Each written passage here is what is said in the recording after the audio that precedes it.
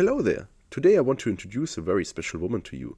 She was a loyal wife, princess and regent, loving mother, and the saint of vengeance. We are talking about Saint Elena, or Olga of Kyiv, as she was called before sainthood.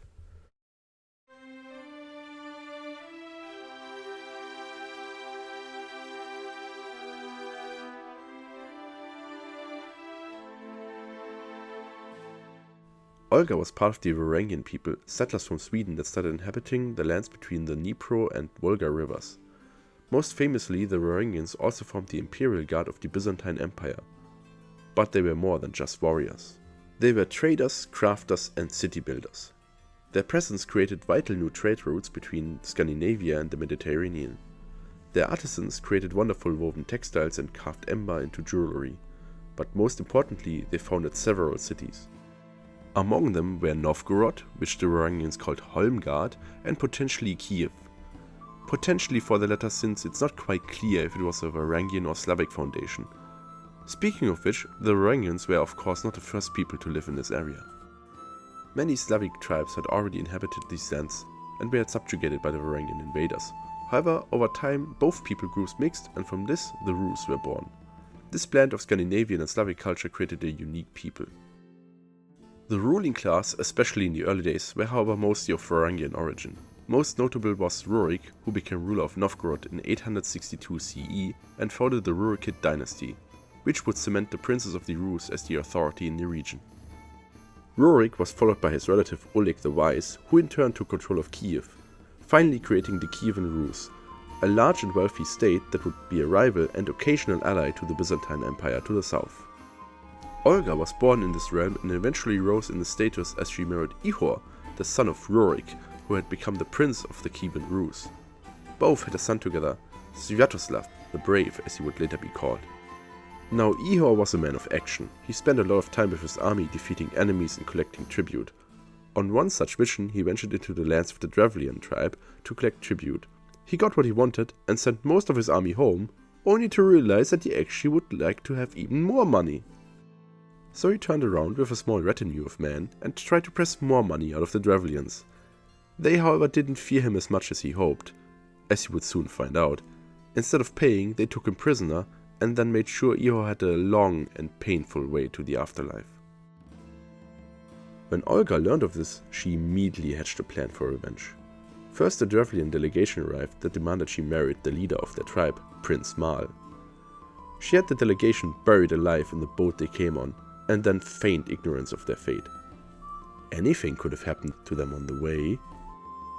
But of course, Olga also claimed to be really endeared by the proposal of marrying her late husband's murderer, so she proposed a feast near the grave of Ihor as a first date. How romantic! The Drevlians surprisingly agreed to the proposal. There she arrived with a small armed retinue, nothing unusual for the time. As she wept at her husband's tomb, the Drevlians started the party by drinking the copious amounts of meat the Kievans brought with them.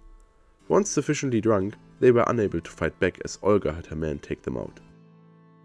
Now the charade was to end, as Olga mustered her army to besiege the holdings of the Drevlians. However, their mightiest city, Iskorosten, withstood Olga's assault. It was time for a new, cunning plan. Olga offered the olive branch to the last of the Drevlians. While they were wary of her, she again played the part of the innocent woman perfectly, convincing them that her thirst for vengeance was quenched. As a sign of agreement, she demanded some pigeons and sparrows to be brought from the city, to which the Drevlians agreed. She then had her people attach sulfur to the birds and set it on fire, so that when the birds would return to their nests, they would set fire to the houses and eventually to the city. It's doubtful birds lit on fire would return to their nests, but that is what the chronicles write. Elena certainly was not the saint of animal welfare. With their homes now lost to the fire, the Drevlians surrendered to Olga's demands and paid the tribute her late husband had sought. Now she dedicated herself to a new goal, making sure her son, Sviatoslav, would inherit a stable and prosperous land. It is said that in her regency she built many new trade posts and overall improved the economy greatly. She also fended off any would-be conquerors, for example withstanding the Turkic Pechenegs as they besieged Kyiv in 968 CE.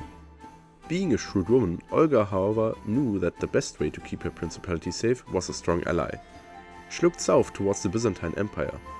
There ruled Emperor Constantine VII, who according to legend fell in love with Olga and sought to marry her. If anything, Constantine probably clamored a claim on the Kievan Rus lands, and Olga knew this well. Clever as she was, she still agreed to travel to Constantinople to meet the emperor.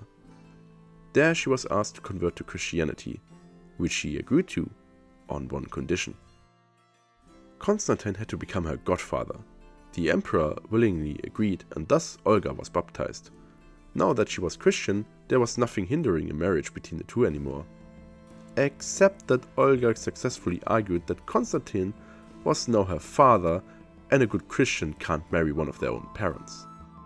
Olga had ways of evading marriage proposals like this all the time, in order to protect her son and his claims. Sviatoslav, however, wasn't so pleased with the idea of abandoning their old gods for this foreign faith, claiming people would laugh at him if he were to become Christian. Nonetheless, he agreed to let Christians live peacefully in his realm. Eventually, it was Olga's grandson, Vladimir, who officially converted to Christianity in 988 CE and then lobbied for his grandmother to get granted sainthood. It is unclear when exactly she was canonized, but her efforts of spreading Christianity to the lands of the Rus were noted. Nowadays she is Elena, patron of widows and converts. Unofficially she is also known as the Saint of Vengeance, which is really badass title, but also doesn't really align with the core values of Christianity, thus the unofficial status of it. Olga certainly proved a woman could be a cunning and successful ruler in a very male-dominated era, and she certainly wasn't the only one. In future episodes, we will explore the biographies of other great women of history. Today's episode is concluded.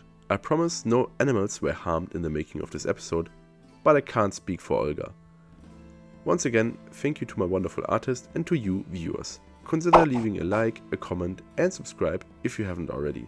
Until next time, bye! Olga certainly proved a woman could be cunning and successful. There is an and. Pronounce it. And.